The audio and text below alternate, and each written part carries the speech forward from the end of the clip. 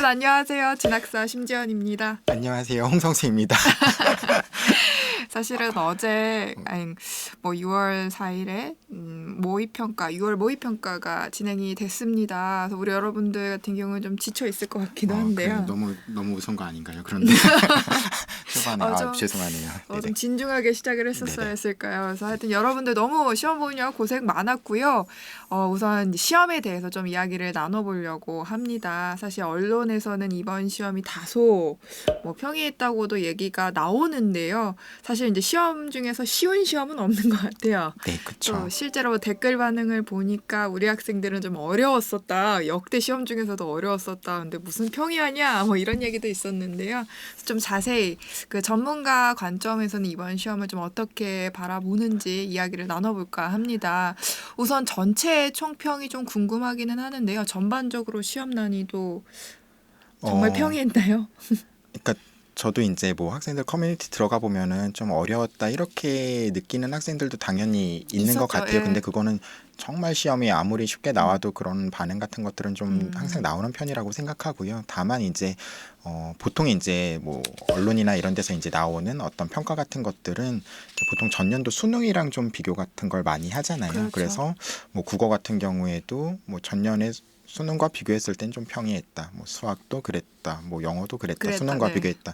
이런 식으로 좀 평이했다라는 멘트들이 나오는데 사실 전년도 국어 같은 경우에는 사실 좀 역대급으로 어려웠기 때문에 전반적으로 좀 더 어려웠었잖아요. 그렇죠. 네. 그래서 그거보다 더 어려울 수는 없었던 것 같아요. 그러니까 그거랑 비교하면은 뉴스가 당연히 엄청 나왔겠죠. 그렇죠. 네. 그랬다고 한다 그러면 어쨌든 평이하다라는 수능과 비교했을 때 평이했다라고 받아들이는 게 맞는 것 같지만 사실 이제 좀 과목별로 살펴봐야 될 필요는 있을 것 같습니다. 실제로 문제가 좀 쉽게, 그러니까 좀 다소 평이하게 출제가 되었는지 좀 꼼꼼히 살펴봐야 될 것 같은데요.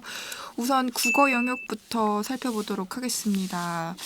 글쎄요, 작년 6월과 작년 수능과 올해 모의평가를 좀 비교를 해보면은 사실 크게 표준 점수에는 차이가 없는 것 같고 원점수에서는 조금 등락이 있는 것 같습니다. 네, 아무래도 이제 그 난도라고 하는 건 이제 원점수에 따라 가지고 이제 좀 크게 변동 같은 것들이 있는 것 같은데 전년도 국어 아까 말씀드린 것처럼 전년도 국어는 좀 역대급으로 어려웠기 그렇죠. 때문에 그거보다는 이제 다소 높아진 상황이에요. 한 3점에서 4점 정도씩 이렇게 높아졌지만 또 사실 작년 6월이랑 비교한다 그러면 또 한 3점 정도씩 좀 하락한 그런 어떤 성적을 가지고 있거든요. 따라서 저는 좀 그게 많이 걱정됐어요.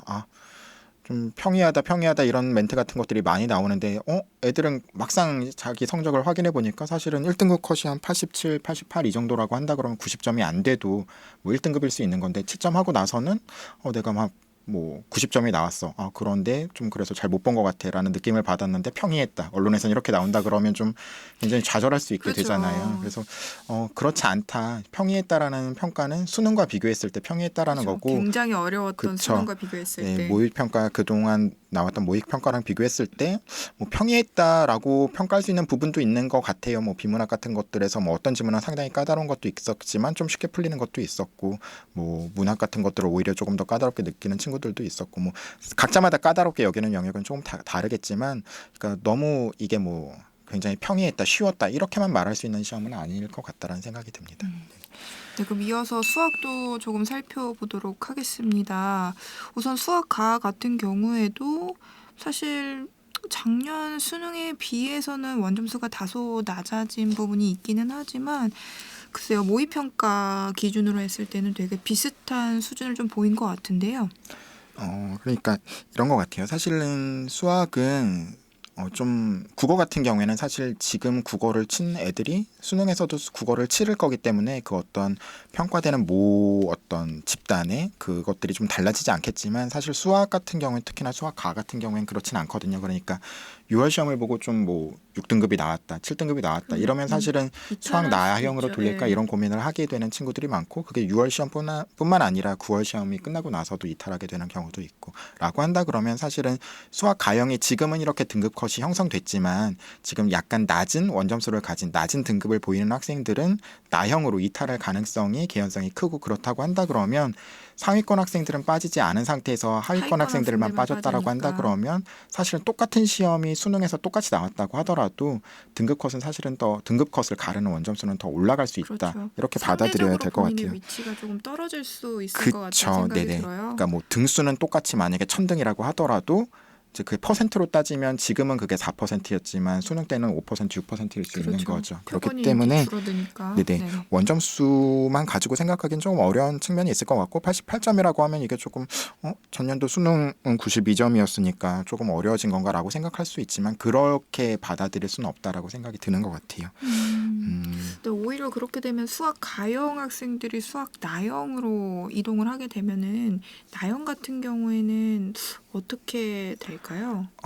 일단 네, 아마도 이제 나영 같은 경우에는 예, 이건 추측이기는 하지만 이제 아무래도 가형에서 나형으로 돌리는 친구들은 본인이 가지고 있던 가형 성적에 비해서는 올라가는 학생들이 더 많아요. 뭐 적어도 한 1등급 아니면 뭐 많으면 2, 3등급까지도 올라가는 학생들이 있기 때문에 사실은 뭐 1등급까지 뭐 5등 수학 가형이 5등급이었는데도 수학 나형이 1등급이 된다 이런 것들은 있는 학생도 있긴 하겠지만 그런 경우가 그렇게 크진 않겠죠. 그래서 뭐 2등 그런 학생들이 2등급, 3등급까지를 바라보면서 목표로 한다고 생각하면서 공부한다고 한다 그러면 지금 2, 3등급을 받은 학생들은 또 마찬가지로 조금 떨어지게 되는. 그러니까 이 학생들이 가형에서는 좀 낮은 위치에 있었지만 나형으로 들어오면 조금 높은 위치를 차지하는 걸 가정한다 그러면 지금 성적에 만족하지 말고 일단은 조금 더 공부를 어쨌든 다 열심히 해야 되는 다 거예요. 열심히 가형이든 해야 되네요. 나형이든 열심히 해야 되는 거고 이제 지금 이제 화면에 아마 나가고 있겠죠. 등급컷 점수가 네네. 지금 이제 저희 진학사 같은 경우에는 수학 나형의 1등급 컷을 92점으로 추정하고 있어요. 사실 그렇죠. 이거는 그 어떤 가채점이니까. 가채점이고 저희 진학사에 어떤 성적을 넣은 친구들의 성적을 이렇게 다시 통계 처리해가지고 나온 거니까 92점으로 추정하고 있지만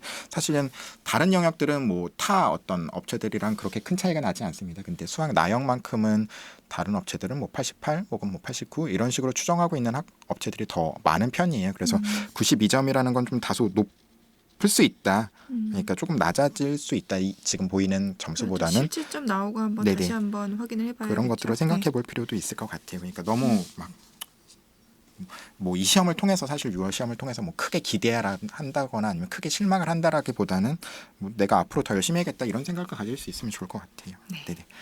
자, 그다음에 이제 탐구도 좀 살펴보려고 하는데요. 예전에 이제 수능 같은 경우에는 1등급 컷이 만점인 과목들이 덜어 있잖아요. 특히 네네네네. 사회탐구 같은 경우에는. 네네. 근데 아무래도 이제 6월 같은 경우에는 아직 탐구의 완성도가 높은 단계는 아닌 것 같아요. 이제 그러다 보니까 1등급이 이게 만점인 1등급은 이제 없는 것 같고요. 특히 이제 사회문화 같은 경우에는 44점이 1등급 컷으로 끊기는 모습도 보였습니다. 사실 이제 수능에서는 사회문화에서 이 정도가 나오기는 좀 어려웠던 것 같은데 그래서 역시 6월 모평이라서 약간 탐구는 버프가 있지 않았나. 네. 성적에 약간 거품이 있지 않았나라는 생각이 좀 들기도 하는데요. 네. 특히나 이제 뭐 1등급 때 성적보다는 사실 그런 것들이 3등급 때 성적에서 훨씬 더 크게 나타나는 것 같아요. 그러니까 보통 이제 아까 말씀하신 것처럼 1등급이 뭐 50점인 경우도 있고 이렇긴 하지만 뭐 3등급도 사실은 거의 40점 이상인 경우가 네, 3등급 많죠. 컷 같은 경우에도 그랬는데 사실 이번 6월 모의고사 평가만 보면은 뭐 30점 초반대, 뭐 동아시아사나 세계사는 28점, 20점 대. 29점 뭐 이런 점수가 이제 3등급 컷을 가르는 점수로 보이는데 사실 이런 원점수를 가지고 수능에서도 같은 등급을 받을 수 있다라는 거 기대하기는 좀 어려움이 어렵죠. 있어요. 예. 그러니까 물론 이번에 학생들의 평가를 보면은 약간은 조금 신유형 같은 것들이 좀 본인들을 까다롭게 했다 이런 식으로 받아들이는 친구들이 있는 것 같아요. 물론 약간 유형적인 측면에서 이렇게 조금 새로운 것 같은 것들이 발견되었을 수는 있지만 그렇다고 하더라도 이 점수 같은 것들이 수능에 끝까지 신유형의 수능에 나온다고 했을 때 이 점수가 끝까지 등급을 가르는 점수가 되진 않을 거니까 사실은 1등급은 뭐 46점, 47점, 세계지리는 48점 이런 식의 원점수 같은 것들이 물론 50점이 될 수도 있지만 뭐 그 차이가 이제 한 문제에서 두 문제 이인 거에 비해서 3등급은 사실은 그 차이가 4문제, 5문제가 될 수 있을 것 같거든요. 그러니까 3등급 학생이 나 3등급 받았으니까 뭐 수능 최저 이 정도면 어떻게 맞출 수 있을 것 같아 이렇게 생각하기보다는 훨씬 원점수를 기준으로 해가지고 실력을 끌어올릴 수 있도록 노력 같은 걸 해야 될 것 같습니다. 절대 이 성적에 안주를 해서는 안 된다. 네, 뭐든지 다 뭐든지. 그렇긴 하지만 예, 특히나 특히 탐구는 더욱더 안주를 해서는 안 될 것 같고요. 예, 과탐도 좀 살펴보도록 하겠습니다. 사실 사탐이랑 좀 비슷하게 나오는 것 같아요. 근데 아무래도 과학 탐구다 보니까 성적이 좀 낮게 좀 더 형성된 부분이 있기는 한 것 같은데요. 네. 과탐도 약간 뭐 지구과학이라든지 뭐 생명과학이라든지 뭐 이런 부분에 있어서 약간 신유형이라고 여겨지는 부분 같은 것들이 있었던 것 같아요. 특히나 지구과학은 조금 어렵게 나왔던 것들도 있는 것 같고 물리 같은 경우에도 전년도 수능이나 이런 것들 비교했을 때 조금 그렇죠. 1등급 점수 같은 것들이 많이 낮아졌는데 조금 모르겠어요. 과탐 같은 경우에는 사실은 이제 학생들이 이제 뭐 한 문제 풀이하는데 뭐 계산하는데 시간이 많이 걸리기도 하고 시간의 소요 같은 것들에 대한 연습 같은 것들도 더 사탐보다는 더 많이 있어야 되는 과목이라고 생각을 하는데 이 점수만 가지고 어떤 난도를 비교하기에는 조금 측정하기가 좀 어려움 어렵죠. 같은 것들은 예. 있는 것 같아요. 다만 뭐 어쨌든지 간에 뭐 계속 반복해서 말씀드리지만 사실 이 시간을 통해서 뭔가 굉장히 좀 희망적인 얘기를 하고 막 이럴 수 있으면 더 좋기는 하겠지만 그냥 이 결과에 만족하지 말고 굉장히 열심히 앞으로도 하라는 말씀 이런 말씀으로 끝마칠 수밖에 없는 것 같아요. 국어든 수학이든 네, 탐구든 마찬가지로. 네네. 네, 더 욕심내고 네네. 사실 이제 뭐 성적에 좀 실망하는 친구들도 있겠지만 절대 무너지지 말고 9월 준비하고 결국에는 뭐 수미집 아니겠습니까? 수능을 잘 보면 되는 거니까요. 네. 자, 그리고 이제 사실 이게 중요한 것 같아요. 성적은 이미 나왔고 시험은 끝났잖아요. 이제 과거는 이제 과거대로 남겨둬야 되고 이제 앞을 봐야 되는데 이제 앞으로 어떻게 해야 할까에 대한 부분도 좀 이야기를 나눠봐야 될 것 같아요. 특히 이제 올해 6월 성적을 기준으로 어떻게 지원 전략을 좀 정해봐야 할까 이런 고민도 있어야 될 것 같은데요. 연구원님 좀 간단하게 뭐 길게 설명을 드릴 수는 없으니까 성적대별로 지원 전략을 좀 간략하게 얘기를 해주시면 감사하겠습니다. 네, 여기 정리된 걸 보면서 한번 얘기해 볼게요. 일단은 어떤 수시 지원 전략을 세운다는 거에 있어가지고 바탕이 되는 건 어떤 정시 성적이어야 될 것 같아요. 왜냐하면 수시 합격하면 정시에 지원할 수가 없으니까 보통 일반적으로는 그렇게 생각하게 되죠. 그래서 일단은 6월 성적이 다 고르게 좀 잘 나왔다라고 하는 친구들은 뭐 아무래도 본인이 정시로 지원할 수 있는 학교들이 서울의 상위권 대학일 거고 그런 학교들은 또 수시에 있어서는 학생부 종합이나 이런 전형으로만 이제 뽑잖아요. 그렇죠. 그렇기 비율이 때문에 압도적이죠. 아무래도 이제 학생부 종합 전형에 대한 것 같은 것들을 좀 중심으로 해가지고 준비를 해야 될 것 같고 그렇게 하기 위해서는 일단은 뭐 당장 한 달 안 남았을 것 같은데 대부분 고등학교가 기말고사 준비 같은 그쵸. 것들 하는데 좀 7월 초쯤에 보니까 네, 굉장히 그 부분에 좀 열심히 해야 될 것 같고요. 그리고 정시에 있어서는 아마 이제 대학별로 조금씩은 이제 그 어떤 영역별 반영 비율 같은 것들이 다릅니다. 뭐 고려대는 영어 같은 것들이 그냥 가감점 점수로 이렇게 반영되는 거에 비해서 연대는 그렇지 않기도 하고 그러니까 대학별로 약간씩의 차이를 가지는 것들이랑 본인이 가진 성적이랑 비교하면서 내가 어떤 과목에 조금은 더 치중해야 될지 아니면 조금 더 활애해야 될지 이런 부분 같은 것들을 생각하면서 준비하면 좋겠고 그 전에 일단은 내신 준비하는데 내신과 수능의 우선은 내신. 네, 내신과 수능의 준비가 완전히 별개인 것도 아니니까 열심히 하셨으면 좋겠습니다. 그다음에 이제 모평 성적 중에서도 좀 일부만 잘 나오는 친구들이 있을 것 같아요. 특히 뭐 수학 같은 경우에 좀 무너지는 친구들도 있을 것 같고 그래서 이렇게 특정 과목이 유달리 좀 약한 친구들은 좀 어떻게 지원 전략을 세워봐야 할까요? 아무래도 이제 특정 과목이 약한 경우에는 공부 자체는 뭐 특정 약한 과목 위주로 이제 공부를 해야겠다라고 생각을 할 수도 있지만 어떤 경우에는 내가 정시로 내가 만족할 만큼의 어떤 학교를 지원하기 어려울 것 같아라고 생각이 드는 경우에는 수시로 승부를 봐야 되는 걸 거고 그게 이제 수능과 연관되는 것들은 이제 수능 최저 학력 기준이기 때문에 어떤 그러니까 그런 거인 것 같아요. 수능에 있어서는 내가 잘 자신 없는 것 이런 거 같은 것들을 더 끌어올려야 되느냐 아니면 수시에 조금 더 집중해서 내가 잘한 것들만 조금 더 열심히 해가지고 수능 최저학력 기준을 맞출 수 있게끔 하느냐 뭐 이런 부분에 대한 판단일 건데 아무래도 모르겠어요. 이제 잘 보고 못 보고의 차이가 어느 정도의 차이를 가지는지에 따라서 아니면 잘 본 게 어느 정도 잘 본 건지에 따라 가지고 기대하는 대학의 라인이 달라지기 때문에 다르겠지만 일단 그 부분 같은 것들을 첫 번째로 생각해야 될 거고 이제 두 번째로 생각해야 되는 건 이렇게 수능 성적의 등락에 어떤 좀 편차가 있을 경우에 내신이 좋다라고 한다 그러면 아무래도 이제 조금은 학생부 위 중심 전형 이런 걸 가지고 준비를 해야 되겠죠. 뭐 어떤 학생부 교과라든지 종합이라든지 이런 것들을 가지고 해야 될 거고, 내신이 좀 안 좋은 편이라고 한다 그러면 뭐 조금 상위권 대학을 지원하기 위해서는 논술이나 대학별 고사 같은 것들 아니면 뭐 적성고사라든지 이런 것들에 대한 준비 같은 것들을 조금 더 수시에 있어서는 중점적으로 해야 되지 않을까라고 생각이 듭니다. 네, 그리고 이제 가장 고민이 많은 아이들일 것 같은데요. 성적이 이제 전반적으로 잘 안 나왔을 경우에는 어떻게 해야 될까요?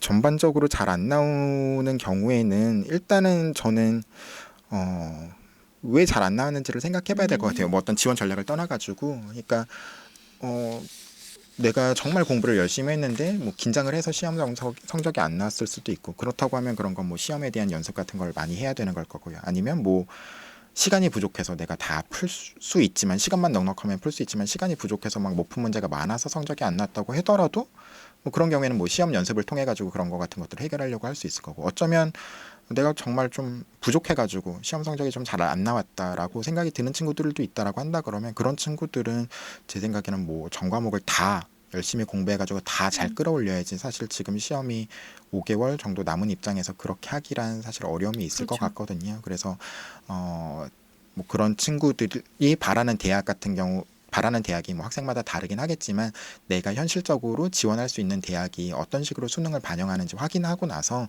그러니까 뭐 수능을 3과목만 활용하는 대학도 있고 2과목만 활용하는 대학도 있고 이렇기 때문에, 그러니까 내가 가고자 하는, 내가 목표로 하고 있는 대학이 수능을 어떤 식으로 반영하는지를 확인하고 그 영역에 있어서 조금 더 선택적으로 공부에 집중했으면 좋겠다라는 생각이 듭니다. 네. 확실히 이제 전 과목을 다 올리는 거는 현실적으로 좀 어렵기 때문에 이런 친구들은 좀 더 전략적으로 대학을 선택하고 공부에 있어서도 약간 전략적으로 학습 계획을 세우는 게 굉장히 중요할 것 같네요. 오늘 홍 연구원님과 6월 모평에 대해서 굉장히 잘 자세하게 한번 살펴봤고요. 우리 여러분들 이번 그러니까 이번 시험을 모두 다 잘 봤으면 좋겠고요. 성적 못 봤다 하더라도 뭐 모의고사이니까요. 그래서 그냥 내 실력을 점검하는 정도로 잘 활용을 했으면 좋겠고요. 저희는 다음 주에도 더욱 알찬 정보로 찾아오도록 하겠습니다. 여러분 다음 주에 봐요. 안녕. 안녕.